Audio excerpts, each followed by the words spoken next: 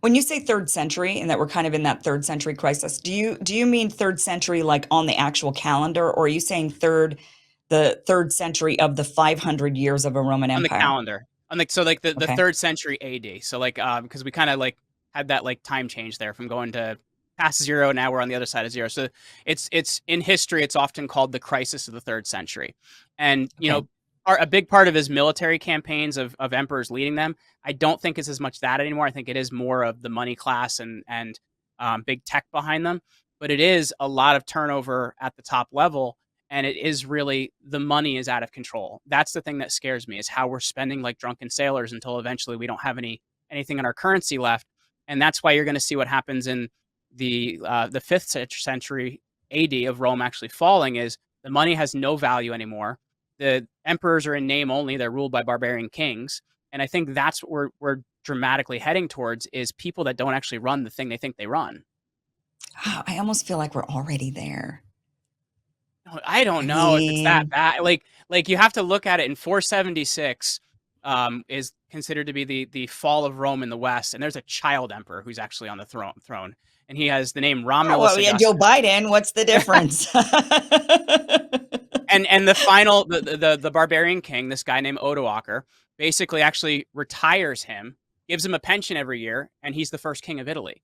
So I don't know if we're totally there yet because I feel like that's too out in the open for the regular people. Do you get what I'm saying? Like I know Yeah. those of us that follow politics every day can see these things, but I think until it's on the everyday person's radar, I don't think we're quite there yet.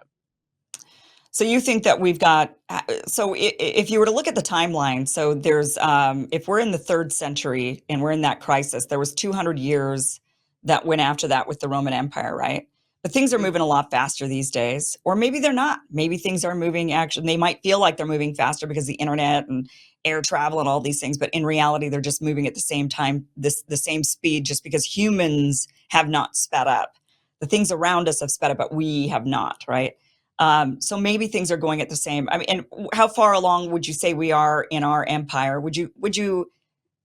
Well, we've transitioned at some point from a republic to an empire. So are we only 100 years into the 500 of the Roman Empire? Would you say that we're 275? Well, how old is the country now? It's so hard to say, you know what I mean? Because I think like they didn't have technology like we have, and I think Right. that's the big thing is we're going at a much faster pace because we can do so much messing with money in a computer, right? Like we call it quantitative easing to make it sound nice, but that means we just printed a whole bunch of money.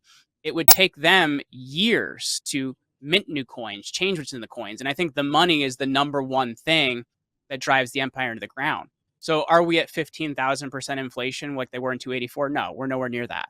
So I think there is still some time to do something about that. But the problem is the people that would have to do something about money are making too much money off of what they're doing. And I think that's the thing we Right. So really have they're to, not going to unless we can change. handle corruption, Yeah. we can't fix it. Right. Okay. The country's 247 years old. Since the Fed, the creation of the, oh, sorry about that. Hold on one second. Since the creation of the Fed, we're looking at like 115 years since or 110 years or something since the creation of the Fed, right? Um, so maybe we were a republic for 150 years and then we transitioned to the empire pretty quickly. So that's pretty fast. How long Yeah. was the republic for Rome? Did you say how long It that was lasted? around 500 years? 470-ish years. And as I said, Rome was around a very long time. Yeah. Okay, so if their republic, let's just say if we were to really try to do a parallel here, if their republic lasted 400 something years and ours lasted 150, so maybe for every 400, it's 150 years that we've got. We're at 110 years, and how long was the empire? You said 500 years. 503. Yeah, so maybe we got 75 years left. Kind of scary. And I And think that the sounds problem, about right, actually. I think in 75 years we could see a dramatic shift. yes, If we continue on like we do for the next 75 years, I think 75 years, we will not, this country will not resemble what it is today. I mean, I I'll can be agree. dead. I can agree with that because I think it too. If you look at the major reasons that the Eastern Roman Empire lasts and the Western doesn't, well, number one, there's these huge reforms in the 280s by this emperor named Diocletian, and he actually kind of totally negates the Senate and that's why it's actually considered to be a different period in the empire. It's called the it goes from being the Principate, which is the kind of the early empire, to the Dominate, or somebody that's just the Dominus or the Lord running it. Hmm. And what ends up happening is you kind of have one person solely in charge, but they go over to he changes the currency dramatically because, as I said, the currency is in trouble. Over about 100 years, they go to a totally gold standard, and that gold standard will last from the 300s until about the year 1000. So that's one of the major reasons that the Eastern Empire survives. Is sure, it's easier, it's harder to attack, but they have a better currency, which is the thing that kills the Western Empire.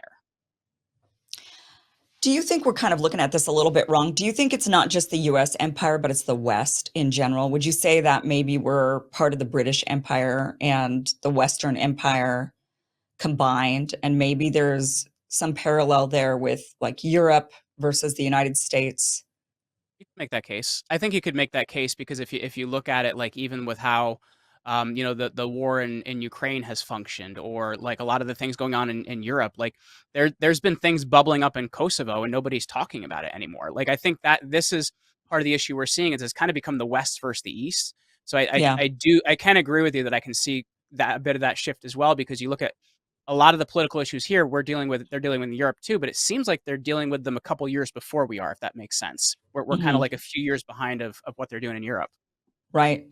Yeah, I kind of wonder if in the history books, thousands of years from now, 1,000 years from now, they're going to look back and they're not going to call it the U.S. Empire. I don't think they will, actually. I think they'll look and they'll call it the Western Empire, and they'll say during the Western Empire, certain regions of the West grew strong, and they kind of traded off which part was strong and which part was kind of developing, and they kind of traded off. But for a long time it was the British, and then it was the Americans or whatever, but they're all pretty much the same. I mean, I think in 1,000 years that's how they'll write the history, and they'll look, and I'm curious what they'll think was the demise of our empire, and how that compares to the Romans, and Well, whether or it's not it was the same interesting. trajectory. We just learned nothing. Well, you could say because I know in a lot of ways, if you're looking at kind of like global power structures, you could say it's almost the liberal economic order against everything else, right? Because we're using Yeah. money as a weapon and whatever it might be, and we're going after countries like Russia and China and a lot of these others, and using our money as a weapon. So now they're forming an economic bloc, which they've done with BRICS to try and create something against us. So you're not far off, I think, of saying it's kind of the West versus everyone else. Well, and that's what NATO is, right? That the expansion of NATO and having it creep further and further east, and that seems to be kind of the Roman Empire expansion, and the influence that the West has. And right now it might be the United States, but that could change. I don't think it has to be the US. That's wherever the money's coming from, that's who's going to be ultimately in charge. And maybe that person with all the money, or that group of people with all the money, they might come from the United States right now, but they could move. Right? They could move wherever they want in the West and start doing it from wherever, from some island offshore or whatever. But it would be the same thing. It would be the same outcome. Our politicians would be beholden to whoever's giving them the money. Hey guys, this was just a clip of a longer show. Catch the full show by going to KimIversonShow.com. It is free. It airs Monday through Friday, 5 p.m. Pacific, 8 p.m. Eastern. You could go back now and watch this full interview. I highly recommend it. Again, go to KimIversonShow.com. Thank you so much for watching.